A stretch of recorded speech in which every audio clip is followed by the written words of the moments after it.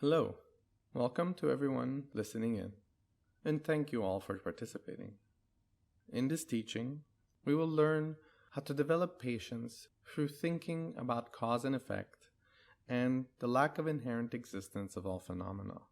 So this latter is a common characteristic of all phenomena. So we will discuss this in further detail in this teaching, as well as in future teachings, specifically regarding this topic.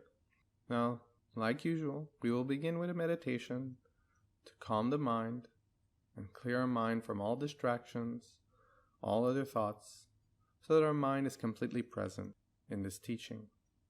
And we always like to remind everyone that these teachings are based on logical reasoning and an extensive use of the notions of cause and effect.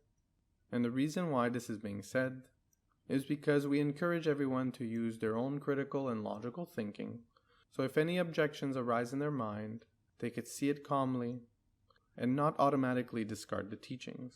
It's quite natural to see these objections appear in our mind, because they go in contradiction of maybe our belief systems, but please try to let them go and think about this logically and analytically.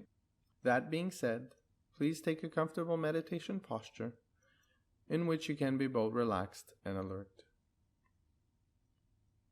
Make sure that your back is straight, but not tense. Place your hands in your lap and partially close your eyes. Now just take a few moments to let all the tensions in your mind and in your body fall away.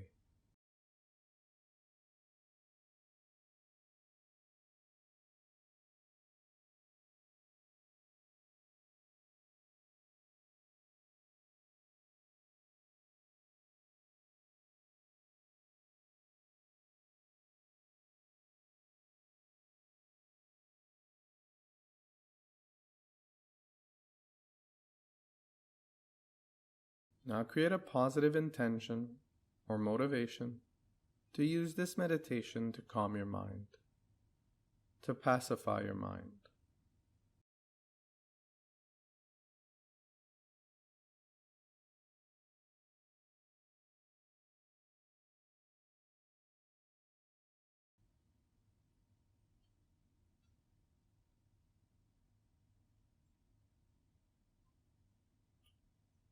Now bring your attention gently and peacefully at the tip of your nostrils, at the sensation of the air as you inhale and exhale. Feel the friction of the air at the tip of your nostrils,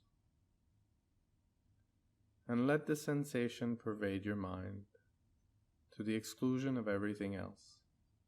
So let every other feeling and thought dissolve, and bring your mind and your attention solely on the sensation of the breath at the tip of your nostrils. And if your mind wanders, then gently and peacefully bring your mind back to the sensation of the breath at the tip of your nostrils.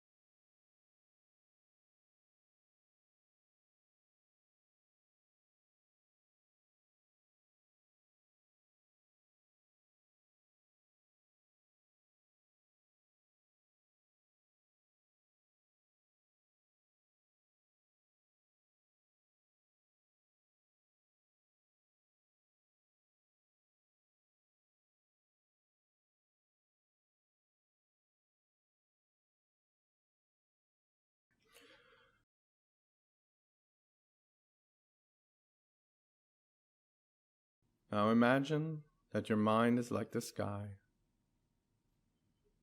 and that your thoughts and feelings are like clouds. Just as clouds form and disperse within the sky, your thoughts and feelings appear and dissolve within your mind. So just watch how your thoughts and feelings appear and dissolve within the space of your mind. Do not hold on to anyone in particular. Just watch.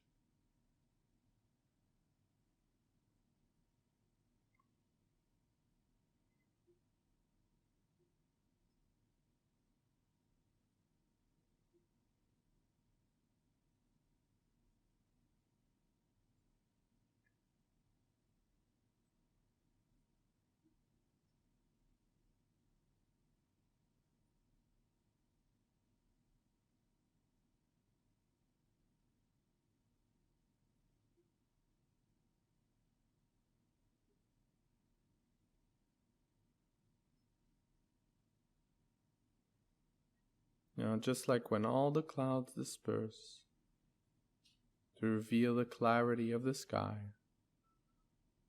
which is empty like space, free from obstruction, and limitless,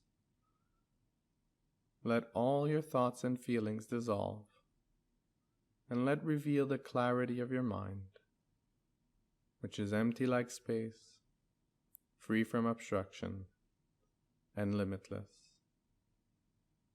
And once you have found the clarity of your mind, which is just like a clear blue sky,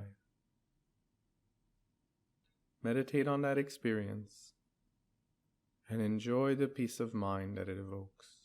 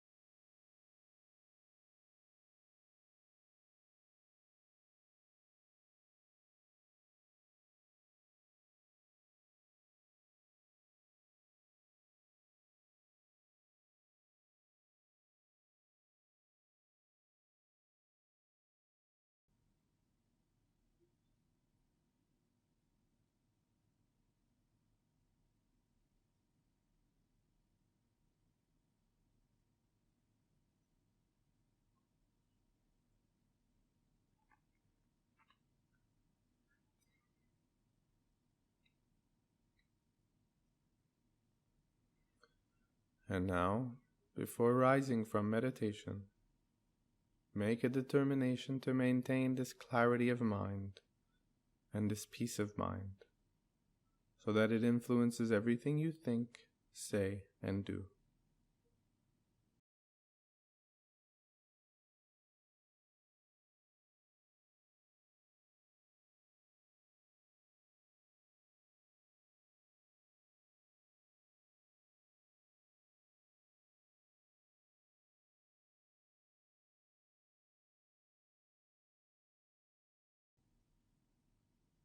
And now you can gently rise from meditation.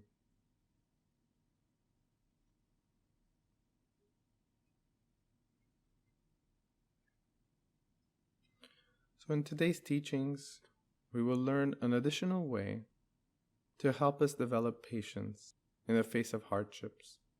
It will require a lot of analytical skills, and therefore it might take a bit more energy to do so.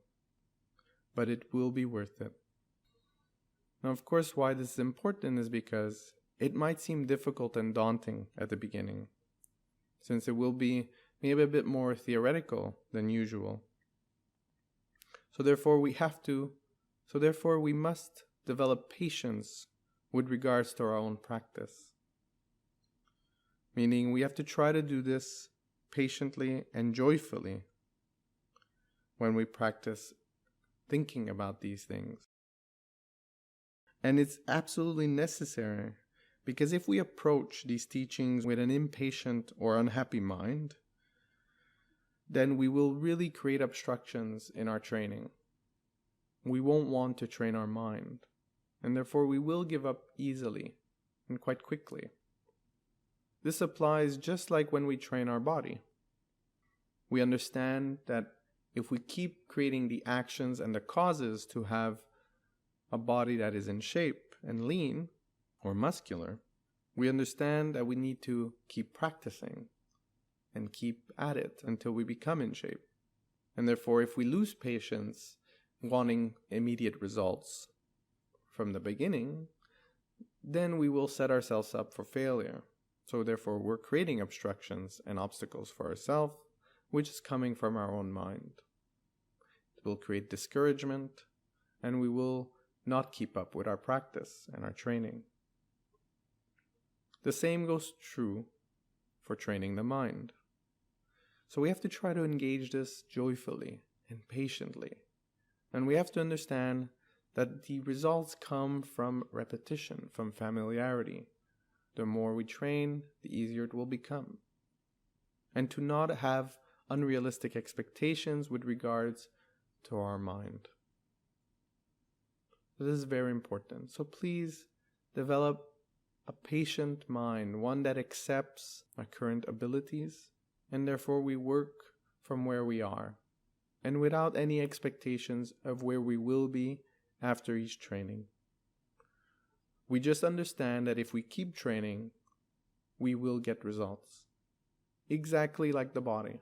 If we keep training the body, we will eventually get results. But if we quit and we stop, or we have too much in-between time between every session, then it will take longer for these results to happen. A beautiful analogy is like trying to make water boil. If you put consistent heat, even if it's low, the water will eventually boil.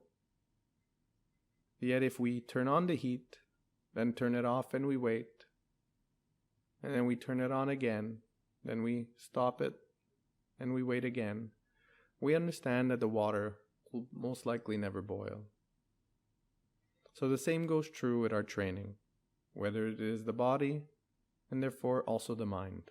So this type of patience, the patience and acceptance that we're going to discuss in this teaching, is an important type of wisdom that will deepen our understanding of cause and effect, and will also deepen our understanding of a common characteristic of all phenomena, which is intimately tied with the notions of cause and effect, which is the lack of inherent existence, or the lack of independent existence of all phenomena. And this, like we were saying, will be discussed in a future teaching all on its own, meaning cause and effect will have its own teaching, and the lack of inherent existence or the lack of independent existence will also have its own teaching. And the additional benefit of having a direct realization of the lack of inherent existence of all things is that it will come and help us directly eradicate all our other delusions and our suffering. Because we will come to understand that it really is a root cause of our suffering. Meaning that our suffering and our problems and our delusions are caused because we don't believe things lack inherent existence or independent existence. And we will come to explain this in further details in this teaching and in future teachings.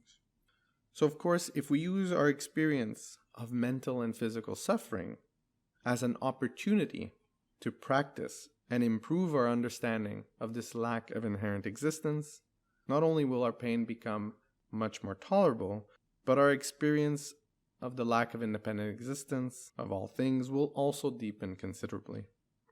Because we understand, if we take our personal experiences, we can see that when we are suffering, our sense of self and our ego generally appears more strongly than normal. So this makes our ego and our sense of self easier to identify, which in turn will help us with our meditation on the lack of inherent existence of all things, including the self and the ego, and will make an unusually deep impact on our mind. Also, if we take the opportunity, our pain usually forces us to look more carefully into the actual causes and the nature of pain. So therefore, again, pulling us deeper and deeper within the realization of the lack of inherent existence of all things. Now let's go back to anger, and we will come back to the lack of inherent existence and cause and effect and how this will help us. But first, let's start with a few examples that causes anger, and to use these as building blocks to think.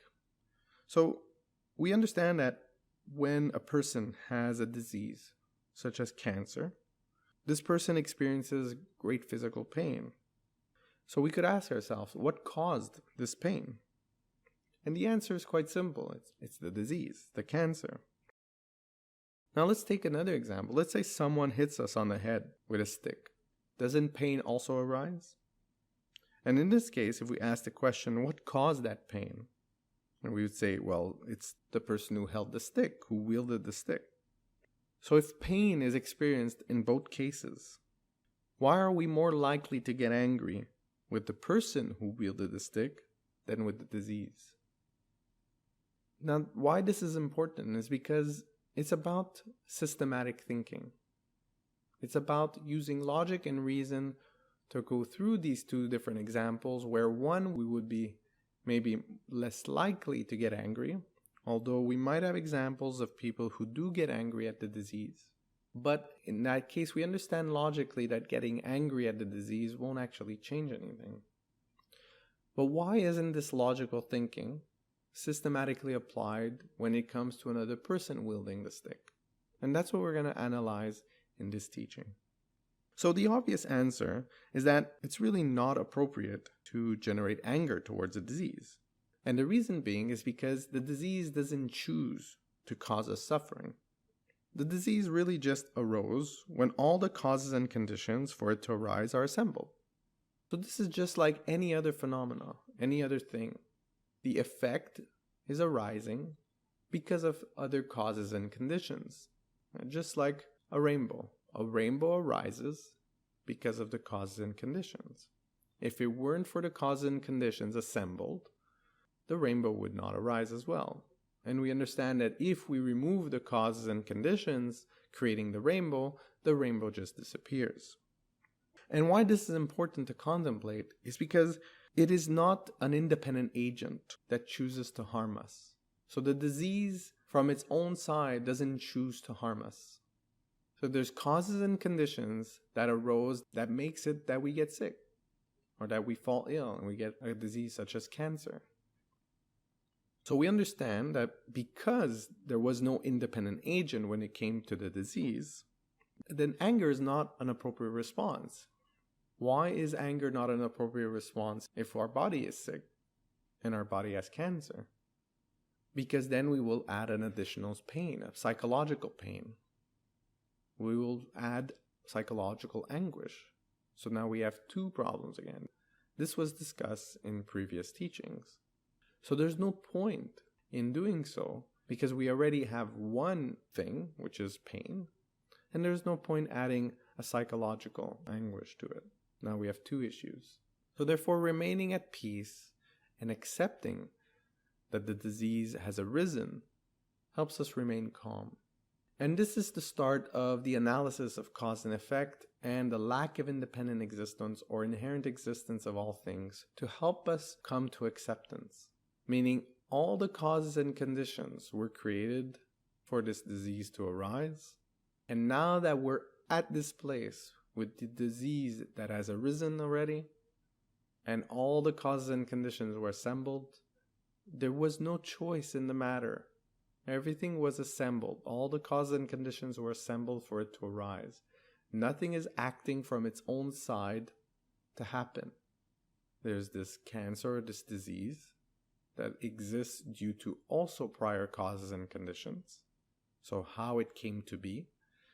And there's also our body and our habits of the past, which are themselves due to other causes and conditions. And therefore we end up with an infinite web of causality that makes it so that at this moment in time and space, we have a disease. Therefore, who are we to blame? Where should we stop? And this is what usually happens in our mind. We usually stop the analysis. We stop investigating. And we circle within the infinity of reality, a certain little part, and we blame it. But if we were to open our mind to this infinite web of causality, we would end up never finding something to blame. So it would just end up disappearing, this blame game, because it would become pointless. Because at every step, we could always ask the question, well, why did this arise?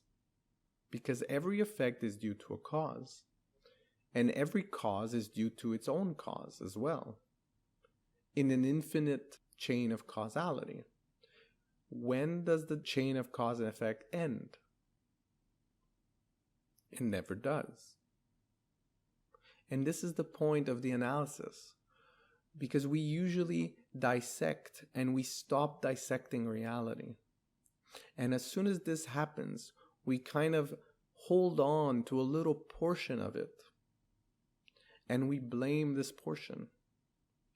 But in reality, if we look to reality, if we start opening our minds to the way reality actually functions, and we do this exercise, we actually try to do this exercise of thinking every perspective from every angle we choose to look at, to always analyze cause and effect, and the fact that it wasn't an inherent or independent agent, meaning nothing exists from its own side, alone, independent.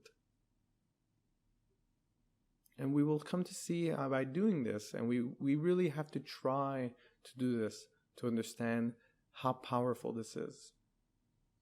That the blame just disappears because there's nothing left. We're always left to infinity. And infinity means that we never stop finding a cause. And we never stop. We always continue. And therefore, it's extremely vast and profound. And that's why this blame just disappears and anger disappears itself. Because if there's no object to blame anymore, where does that leave anger? It just dissolves and disappears with it. It dissolves with this understanding of the lack of inherent or independent existence of all things, and this web of causation. And that's why this is extremely powerful, because that is the common characteristic of all things, that things lack inherent or independent existence. Whatever phenomena we take, whatever thing we look at, we could always come to see and analyze that it doesn't exist from its own side. So therefore, we come to an understanding that is really inappropriate to blame the disease. Now, taking this analysis, let's use this critical thinking. Now, let's use this critical thinking with regards to the other situation. Because if we don't get angry with a disease, we should also not get angry with a person who harms us. And again, why? Because this person is not a free and independent agent either. So the question is, why not? Why isn't this person an independent agent? Because this person is acting under the power of their delusions. So therefore, if we are to get angry, we should direct our anger at these delusions. So just as we didn't choose to suffer from sickness, the person who hurts us does not choose to suffer from this inner sickness of anger. Now, we might want to feel and we want to object strongly to this, and we want to say, no, there is a difference between our sickness and an angry person, in that our sickness has no wish to harm us, while this person definitely did. But what we need to realize, however, is that this person who wants to harm us did this without freedom. This person is completely under the control of their anger. And no one decides, now I'm going to get angry. If we look at the way anger appears, it just arises in our mind. We never choose to get angry. Let's say we're in a happy place right now. Our mind is peaceful. And now we think, I'm going to get angry. And of course now, even more so, understanding that anger is a poison. No one would. No one would choose to get angry. The anger arises due to other causes and conditions. And what does this brings to question as well, especially when we say that this person had no freedom to do so. And what comes into play is what we usually call free will. Now, let's say we were to take a more simple example to look at the way the mind functions. And we were to ask the question, choose a city, and try to observe your mind throughout this process. Now, if we were to analytically look at the mind, to look at the process, and we were to ask a few questions with regards to the process. First of all, you pick the city. And therefore, from where did we pick this city? Where did that list come from? The list of cities from which you can choose from. So, the list of cities to which we chose from was not freedom. It appeared to our mind. So the part we chose, we could call that, if we want to really start using the word free will, is the part where we chose. We chose a city from the list. So it's just that little part at the end, that choosing part. And maybe even that one was biased because of certain affections or because of certain pleasures that we've had in certain places, in certain cities. And therefore, even that choice was biased because of those feelings and those emotions with regards to every city. And the cities that came up and that appeared to our mind, we had no control over. And if we look at it and we ask the question, well, where did they come from? And we could easily understand that they came from our past experiences. They came from our actions of the past, either from traveling to these cities, either from looking on a map, from reading articles, or whatever action we took, we got to learn these cities. So therefore, the list came from all our causes and conditions, our past actions. And it was out of our ability to choose. That just appeared to our mind. Now, in the case of the choice, now that we're thinking about it, we could analyze the bias with regards to every choice. And there's also the choice of not choosing a city. So this is done because we're actively engaged in looking at the choice part of our mind. Now, take for instance a more emotional situation. And especially with regards to the example at hand, which is anger. So anger arises in our mind uncontrollably. Why? Because of our mental habits and our actions of the past. So the actions of the past has propelled us to get angry again in the future because we've gotten angry in the past. We've looked at things in a way that we've rejected things. And therefore, we're more prone for anger to arise in the future. So this anger arises in our mind. So just like that list of cities, the anger arises in our mind. And this feeling is so strong, and it's due to past causes and conditions. And those past causes and conditions are also due to past causes and conditions, so on and so forth, infinitely. That has brought us to this moment where we feel angry. And because we lack training of our mind, we don't believe that there is a choice, an active choice to say, let me not choose anger. I will not choose anger. Because anger is arising in our mind, and because we lack the training and the ability, because we've never done it in the past, so therefore again, out of our ability, due to past actions of not training the mind, we're left with one choice. We are left with the choice of acting out of this delusion, because it's delusional to be angry. Because if we were to analyze it realistically, we always come to the conclusion that anger is an unrealistic way of looking at things that only causes us suffering. But in this situation, it's so strong that anger has taken control.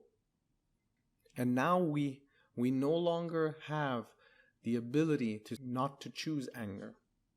Just like we have the ability to not choose a city.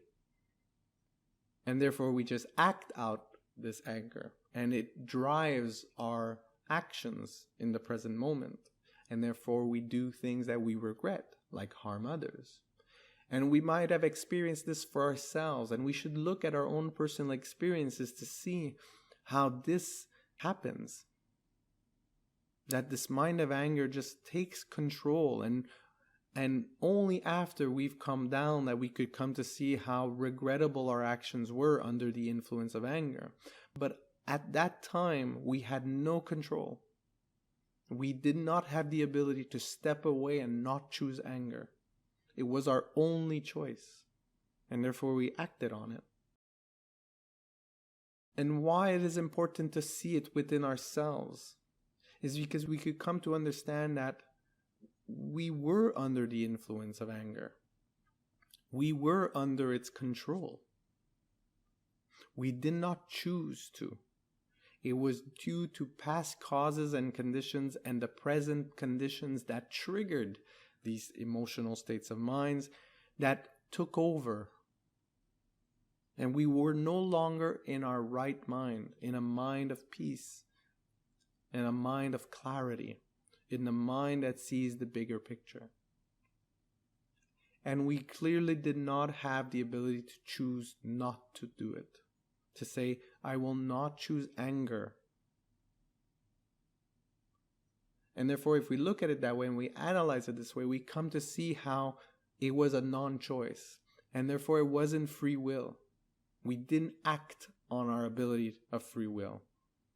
We actually lost our freedom. We didn't have it. And therefore, why it's important to see it within us is because then we could come to understand how it happens within others, because it happens the same way. No difference. And therefore, it becomes an inappropriate response to get angry with another person who harms us out of anger, out of any type of delusion. So this we could come to understand, so that we could see that it is systematic. There's a systematic, logical reasoning to understand why it's inappropriate to get angry at a disease, just as much as it is inappropriate to get angry at a person who wants to harm us, or a person who harms us. That we had no choice of being in that path, because of all the causes and conditions that have brought us to this specific point in time and space. So it is only that little portion that we have that ability, if we actually use that ability to choose what we do next. And if we don't exercise that option, we are just in a cycle. We just go along with our mental habits, be it good or bad. And if they're bad habits that cause only suffering, then we could understand why we always end up suffering. Because we keep causing it. And we never break the cycle willingly. So we could come to understand that all the shortcomings, all delusions, all non-virtues arise through the force of these conditions, and that they don't govern themselves. They're not an independent agent. There's always an infinite chain of causality. Because we have to understand that these conditions, that these assembled conditions actually, have no intention to produce suffering. And they don't have an intention. We have to understand that. There was no volition. There was no choice, an independent choice from one side to produce suffering. And what's also important to come and understand is the resulting effect, the resulting suffering, doesn't think I was produced due to these assembled conditions. It just arises and they keep going. There's no volition to say I was produced by these assembled conditions. Therefore, if we start looking at this angry person, the anger itself, the suffering, and the results from it are completely without independent existence.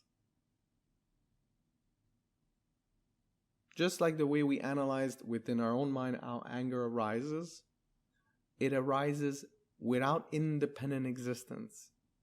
It was always due to past causes and conditions. And once the effect is arising, the suffering, that those feelings and those emotions don't think from their own side that they were produced.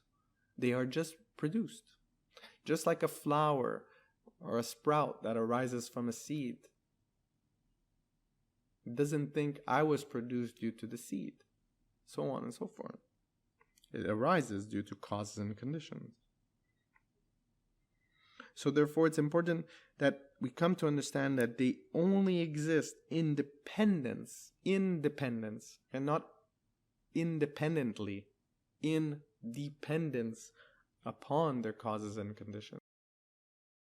So all things, all phenomena, including our state of mind, are actually dependent on other things. No matter what we pick, no matter what thing or what phenomena we pick, it cannot create itself. It always comes in existence due to other than itself.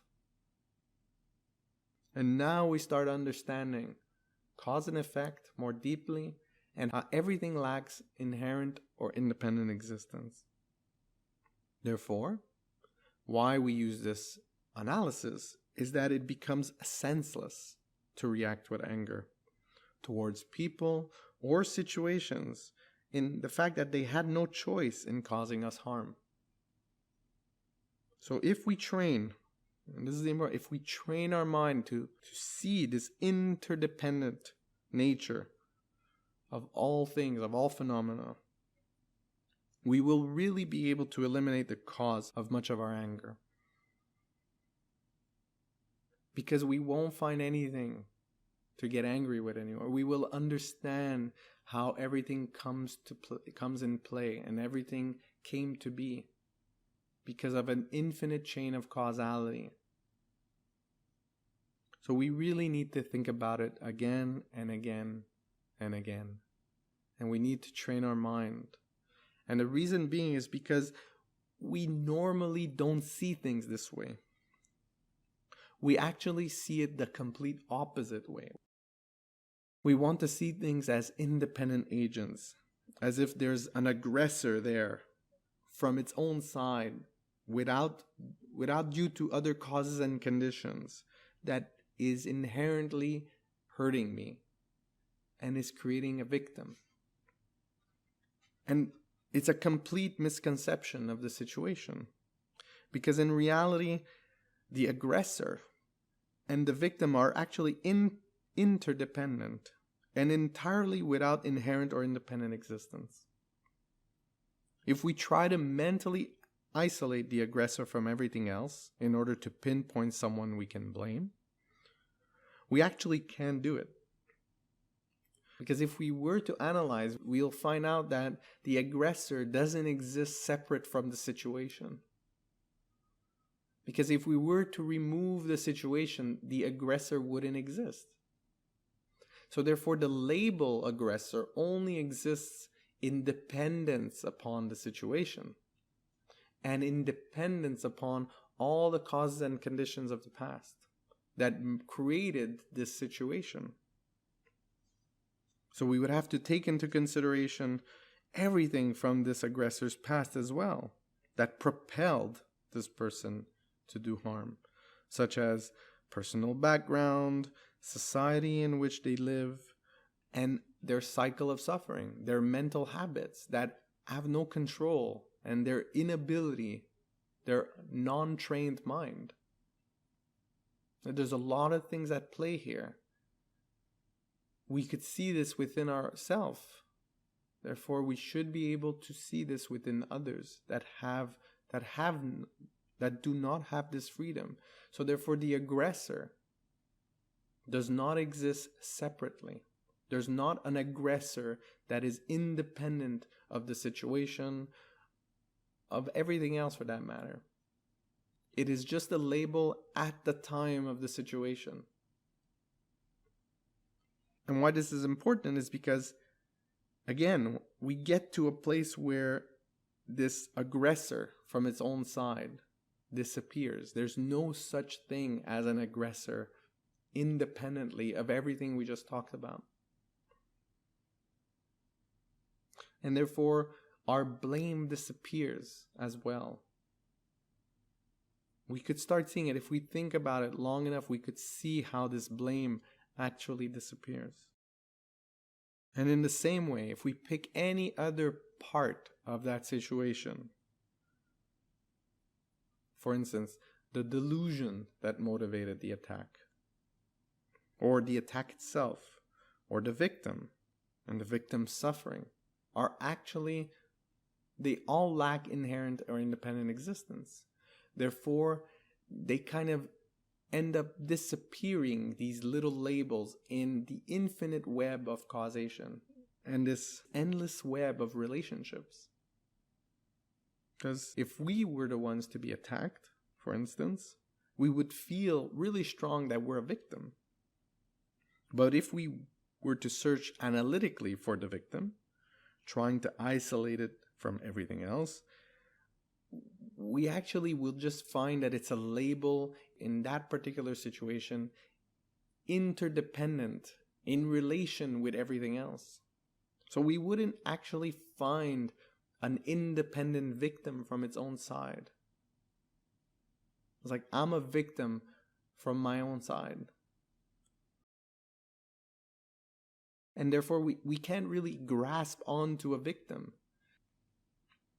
So we come to see that it's just a label. really in terms of the conventional description of the event. And that exists only in relation to every other term that we use to describe the event. But nothing is set in stone from its own side, as if this victim remains a victim following those events. And if we were to analyze every situation this way, we really come to see that there's no one to blame and no one to feel sorry for. It's like everything really just disappears in an equal, undifferentiated lack of independent existence. And we could see strong forces at play that do not want to reason this way. No, there's a victim and there's an aggressor. And we have to punish the aggressor. And the victim, we have to take special care. And this does not go against those special cares. It doesn't. There's no contradiction between the understanding that someone is feeling suffering and someone that has aggressed someone, that has harmed someone else. And so from a conventional perspective, there's no problem in seeing it that way. What's important is that we don't stay stuck in these labels. And we usually do. We hold on to these labels and we never heal ourselves. Nor the victim nor the aggressor has the ability to heal themselves. Meaning the victim no longer becomes a victim because they have moved on and accepted that this has arisen due to all these past causes and conditions. No blame. No blame to be given and no one to feel sorry for. We move on and we grow. Also from the side of the aggressor, to come to understand that they had no ability, just like they had a disease. We try to help them in a different way. We try to make them see that they're not an aggressor from their own side and that they have the ability to become a good and loving person. That they were under the control of a disease called anger. And that anger creates suffering. There's no contradiction. The only thing it helps us do to analyze things in this way is that it removes our mental anguish. It gives us the ability to become stronger mentally following these situations. And we don't hold on to a label, labeling ourselves to be a victim. Labeling ourselves in a way that after the situation has arisen, we still keep on this label that has mental consequences. It keeps us pinned down to staying a victim instead of moving on and becoming and growing and finding inner peace. And it's understandable that this is difficult because we naturally don't see things this way. We want to hold on to things.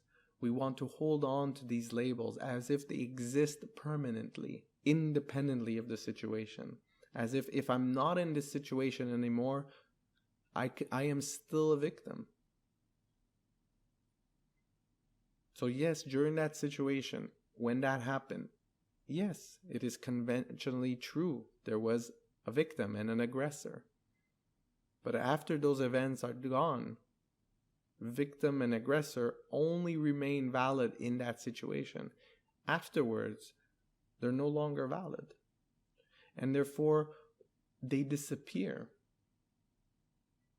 Because the situation has disappeared as well. It's gone. So this is what's important about these very strong objections that we might have, that do not want to go beyond and heal ourselves and find this inner peace through logical reasoning. So that this logical reasoning helps us dissolve and take away our mental anguish, that we put away these objections that are not based in reality. They're based in a contradiction to reality. We're dismissing the reality, the way it actually functions, cause and effect, and the fact that everything lacks inherent or independent existence. We actually want to hold on to ideas that things exist independently from their own side. Us, them, our delusions, whatever we choose, we stop dissecting reality properly. It's like we take a picture and the picture remains static. And not only that, we start drawing circles in the picture. And we hold on to those circles for dear life, without ever understanding that in order to draw a circle, we need to exclude and include things. But it's not the circle itself that is the thing. We labeled it. It's merely a conception of mind. Mere label. And this mere adjective is very important because it's not as substantial as we would like it to be. And therefore, by seeing the fickle nature of these labels, we get to move on much more quicker and eliminate the anguish in our mind.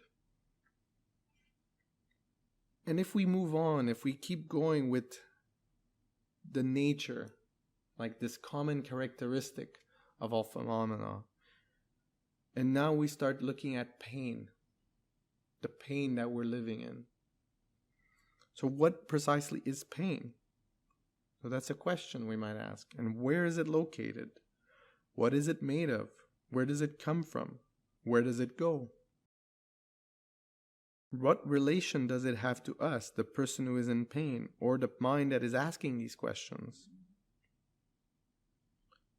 Why these questions are all important is because we come to see that if we don't actually ask these questions, pain seems to exist solidly from its own side. We come to understand, or we believe it to exist without causes and conditions, without our mind being implicated in the existence of this pain as well. And the level at which we're experiencing this pain. Because if we were to search for it analytically, trying to mentally isolate pain from everything else that is not pain, we won't be able to find anything. We won't be able to find a thing called pain that exists independently from everything else. Pain comes into existence in relation, in dependence to other things other than itself. And this lack of inherent existence, or this lack of independent existence, is really the way pain exists. And why this is important is because we come to see how we have a choice in the way we choose to experience pain or not. So pain arises in our mind. But because we don't understand the way it actually exists, we hold on to it and we fall under its power as if we have no choice because it exists from its own side. Instead of understanding that it's due to causes and conditions and that it's due to my mind choosing to keep at this experience.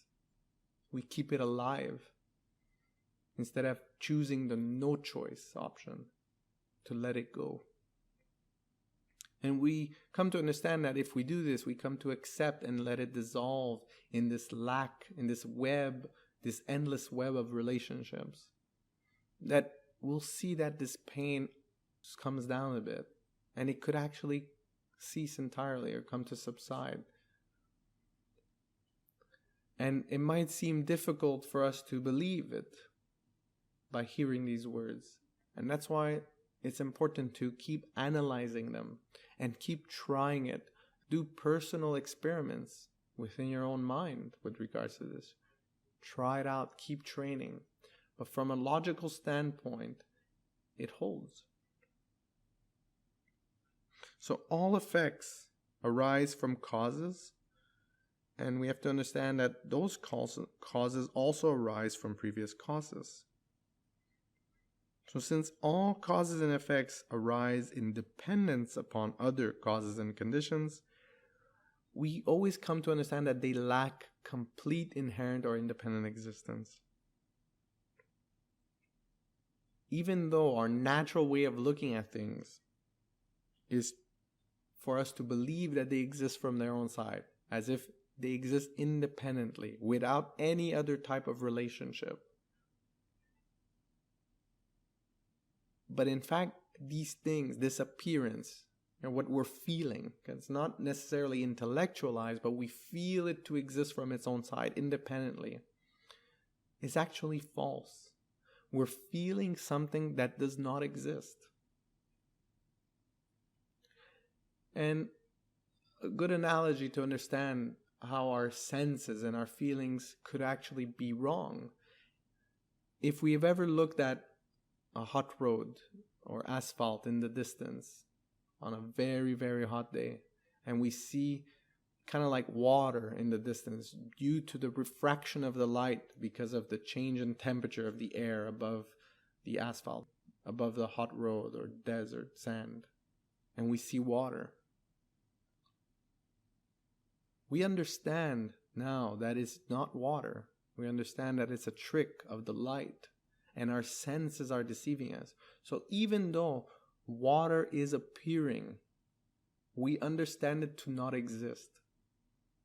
So in the same way, we have an appearance of something that seems to exist from its own side, yet we have to come to understand that it does not exist.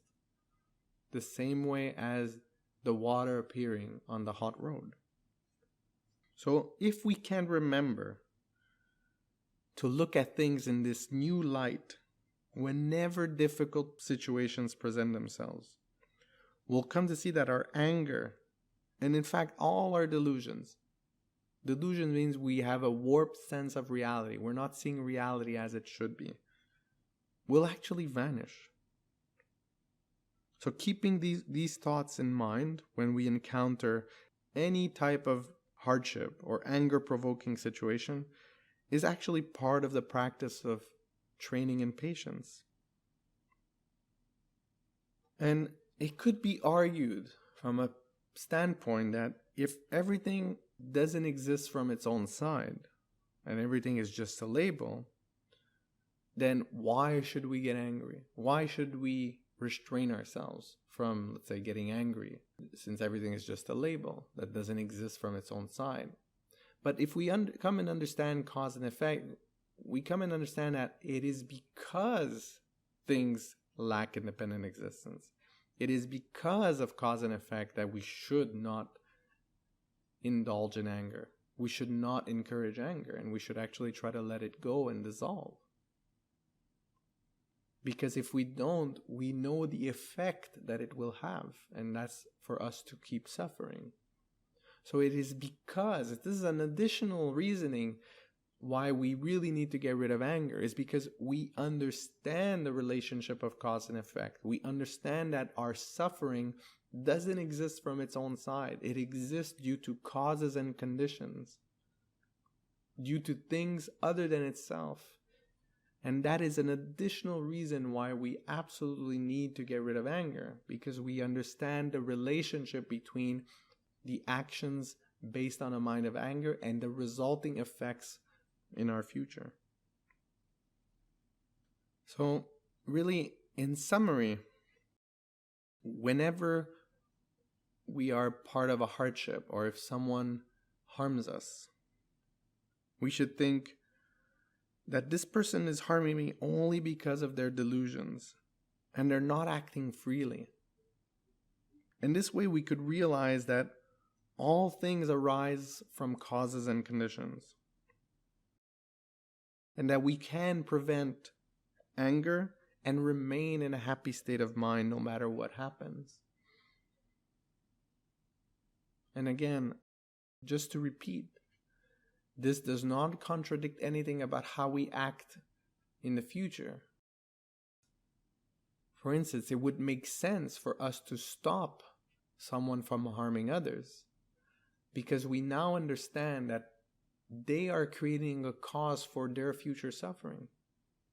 And therefore it would make sense to stop them from harming others, because it's out of their control.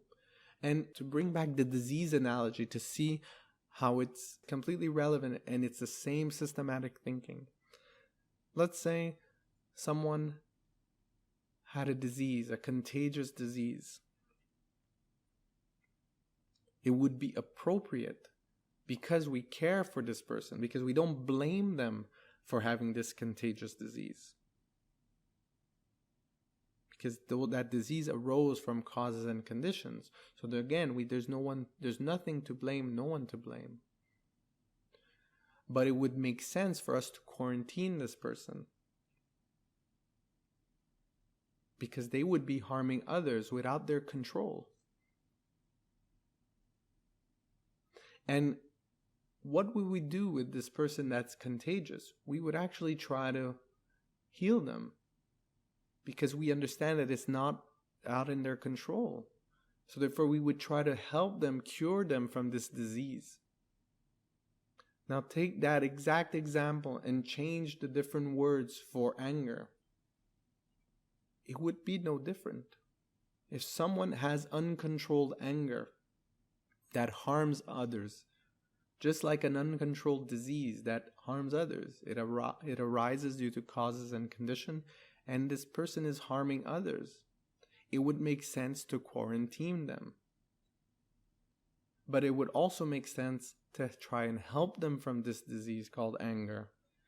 All we did was change anger for virus, and the systematic approach would be the same. We wouldn't let this person just be. We would try to help them from this disease called anger, just like we would help them try to cure the disease of the virus. It would be no different. And why this is important is because it sets us up for the next teaching, where it will help us develop compassion and love for all living beings, which is an actual cause of inner peace and happiness. Because now we wouldn't stop loving a person just because they have a disease. We know this. If we have someone close to us that has cancer, we don't stop loving them because they have cancer. We don't stop wishing them to be free from that suffering and that pain and that disease. We don't. So why would it be different for a person who's causing harm due to anger, the disease called anger? It's no different. And that's what we're going to be discussing in the next teaching. So in this ending meditation, we will try to develop the mind of patience based on the understanding of cause and effect and the lack of independent existence of all phenomena. We will try to create a deep sense of acceptance due to the understanding that it was completely out of anyone's control. And to do this, we will invite you to take a personal example. It could be not a big, strong emotional situation that you were in, but something manageable, something small. Could be a minor irritation. And let's try to take it for an individual other than ourselves. We were in a situation where someone got angry at us. Maybe they raised their voice or criticized us. Something a bit small, manageable for us to handle. And we're going to go through the contemplation of the anger, that it arose uncontrollably so, that it controlled their mind. It took away their freedom of choice. They had an untrained mind. And due to causes and conditions of the past, they are acting in this way, uncontrollably so, under the influence of a disease. And then from our side, we were the victim at that point in time. We were the recipient of that aggression. But that too, all the causes and conditions were assembled for us to be that recipient, out of our control, due to past actions and conditions. And what we're trying to do is open up our mind to this infinite, endless web of relationships and cause and effect. And once we've opened up our mind to that, we let go of these labels. And when these labels vanish, because there's nothing left to blame, that empty like space is the mind that accepted and is patient. It's the patient mind because it understands the lack of independent existence of all phenomena, of all things, and that everything is a function of cause and effect infinitely. So please take a comfortable meditation posture in which you can be both relaxed and alert. Make sure that your back is straight, but not tense. Place your hands on your lap. Partially close your eyes.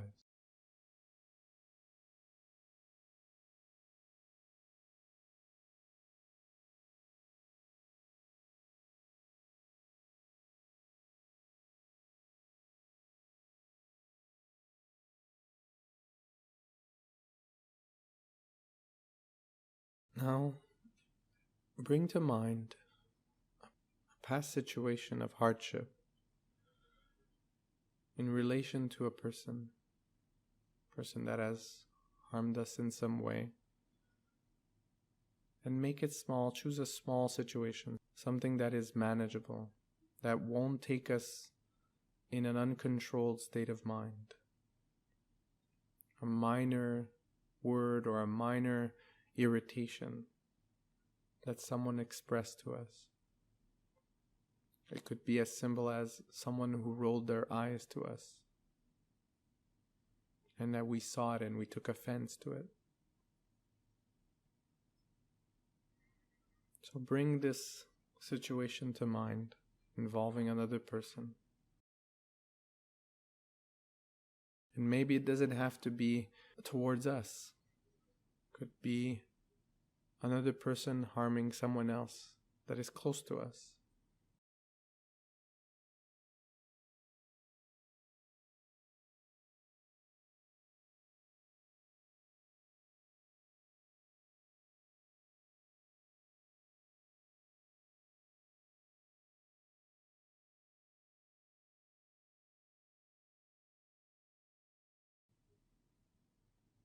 Now, come to analyze the situation.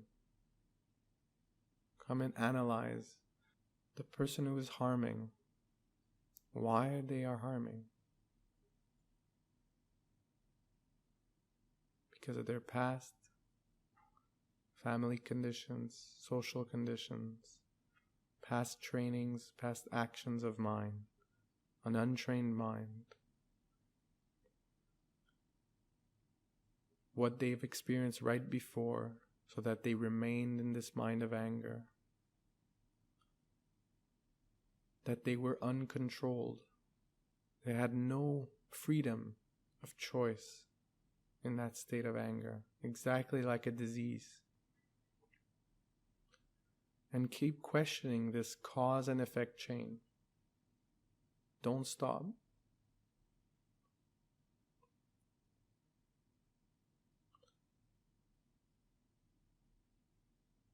So it's an endless web of relationships.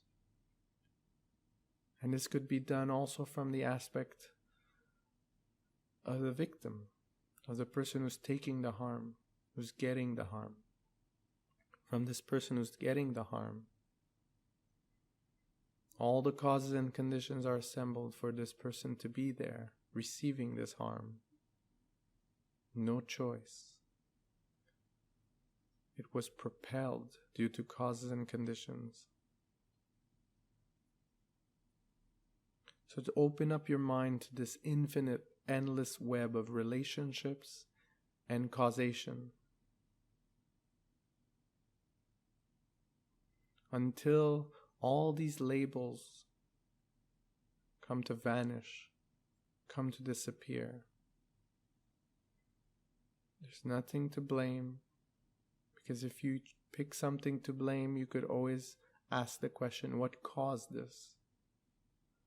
And you keep going. So open up your mind to this endless, infinite web of relationships and causations until all these labels disappear and this empty like space, understanding the infinite, endless web of relationships and causations appears to your mind. And comes with it a sense of peace and acceptance and patience with regards to this situation.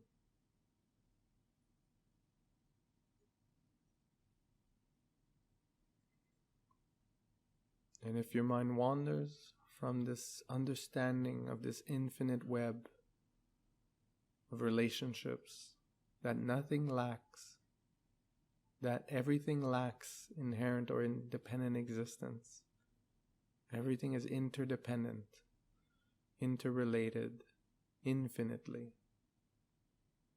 Just think about that again. To come back to this empty like space, understanding this infinite web of relationships. Nothing to blame. It has arisen due to infinite causes and conditions.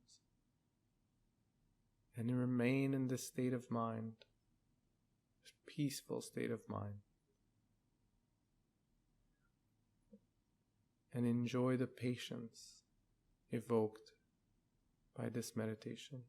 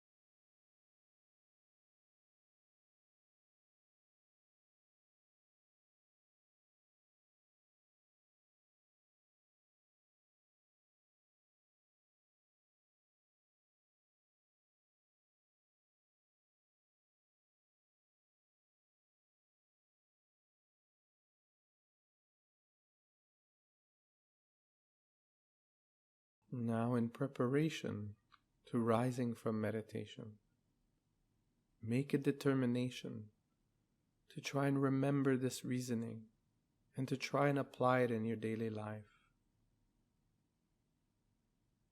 That everything lacks inherent or independent existence, and that everything is a function of cause and effect in this infinite, endless web of relationships and causation. So make this determination to try and remember and to try and apply it in your daily life so that you can create inner peace and happiness for yourself.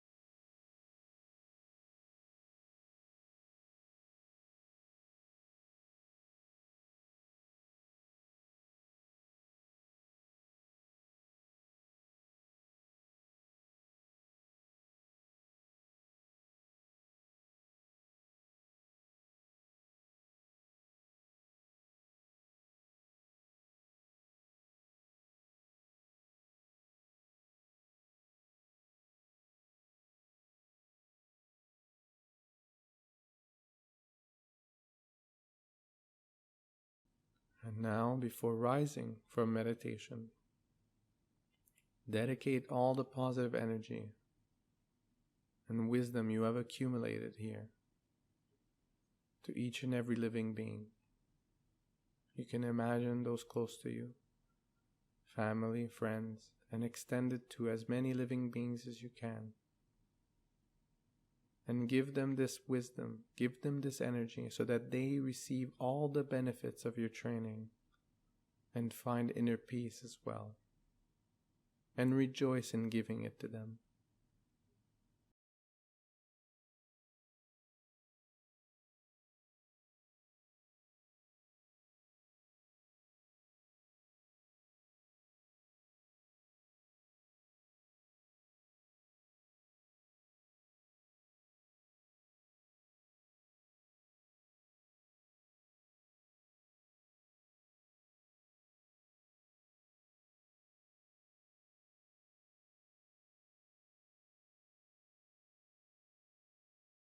And now, at your own pace, you could gently rise from meditation.